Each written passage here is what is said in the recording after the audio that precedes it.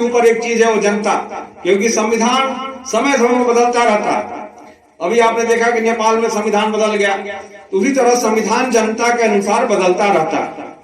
अगर संविधान का दुरुपयोग करते हैं, जो डॉक्टर अंबेडकर का अपना सपना था उसका दुरुपयोग करके और कुछ लोग करोड़ों गरीबों का धन लूट लेते हैं, तो निश्चित रूप से हम जो है उस पर भी सोचना होगा कि क्या कारण है उनको कि न्यायपालिका सजा नहीं दे पा रही।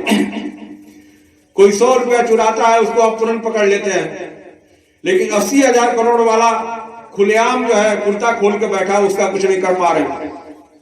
वो नीरव मोदी और विजय माल्या से बड़ा अपराधी है, क्योंकि शान से राजधानी में रहता है और उसका कोई कुछ नहीं बिगाड़ सकता है। उसके 1000 बड़े अधिकारी उसी तरह रहते हैं, उन पर कोई कुछ नहीं करता। जैसे ही कोई कुछ सोचता है, उसके पहले ही उसको उस पद से हटा दिया जाता है। सेबी के अधिकारियों के साथ उन्होंने यही किया और यही काम उन्होंने न्यायपालिका के साथ किया है। तो ऐसी स्थिति में जनता खड़ी हो, जिस तरह से अंग्रेजों से लड़ी थी उसी तरह से ऐसे लोगों से लड़ना बहुत जरूरी है, जो आपका धन जो है, जो गाढ़ी कमाई का धन छीन लेते हैं। वो ये अंग्रेजों से बड़े लुटेरे हैं।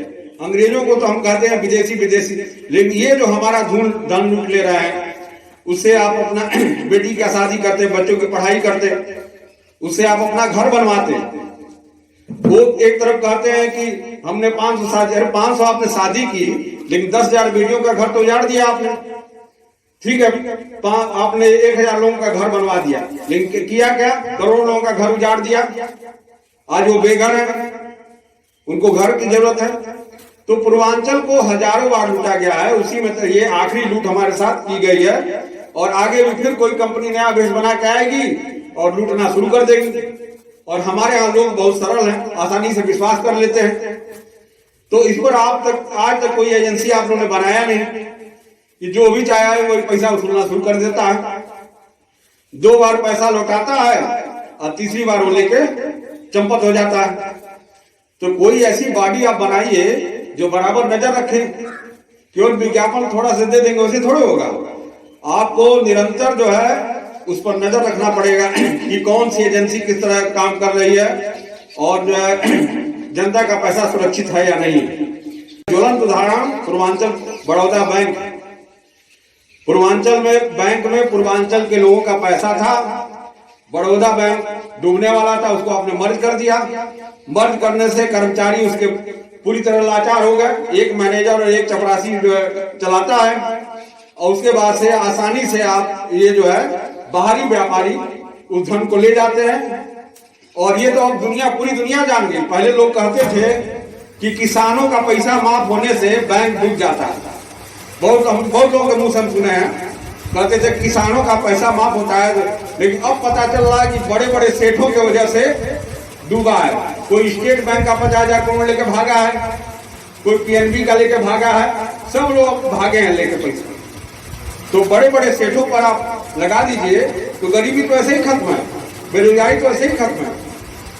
आज ये पैसा हमारे पास होता तो जो 60 लाख लोग मरे हैं देश में, एक भी आदमी नहीं मरता, और 6 लाख लोग केवल पूर्वांचल में मरे हैं।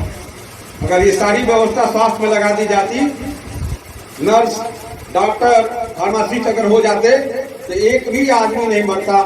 और जिन गांव के में लोग मरे हैं उनको अच्छी तरह याद है, वो भूले नहीं है।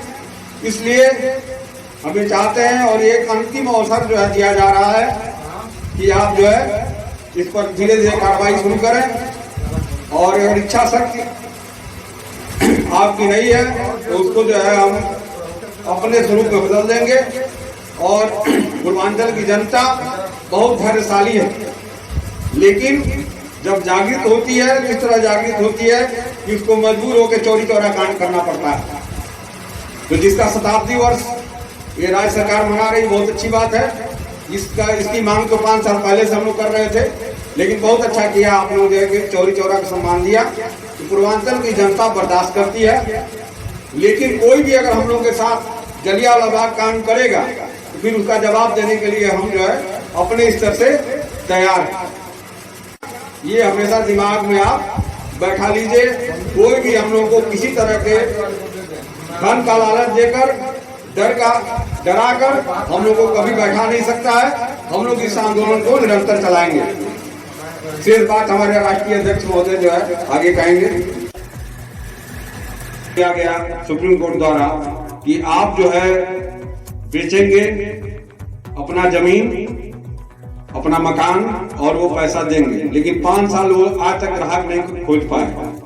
क्यों खोजना नहीं चाहते हैं? क्योंकि आप उसमें देखेंगे